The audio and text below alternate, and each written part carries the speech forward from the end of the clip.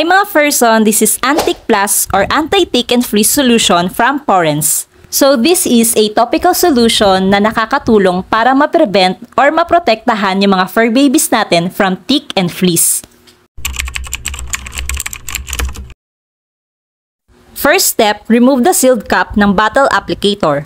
To remove the tip of the applicator, use scissors to cut the applicator's tip.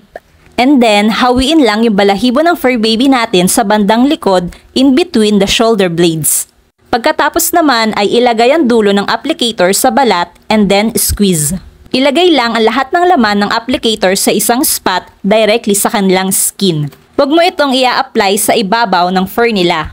Reminder lang mga person, if marami kayong fur babies, i-avoid lang natin na madilaan nila yung part na nilagyan ng solution. And ito nga pala yung application guide kung gaano karami yung ilalagay. Depende po ito sa timbang nila. So ayan, at dahil mahilig magbardagulan sina Coco at Nabi, sinuotan muna namin sila ng pet collar para maiwasan na madilaan nila yung isa't isa. Napaka-importante talaga na maprotektahan natin ang ating mga fur babies mula sa mga tick and fleas. Dito pa naman sa Pilipinas, hot and humid ang climate natin. Sa ganitong climate pa naman nagtathrive ang mga parasites. Ang mga tick and fleas, sila yung carrier ng mga diseases na pwedeng dumapo sa mga alaga natin gaya na lang ng dengue, blood parasites at marami pang iba.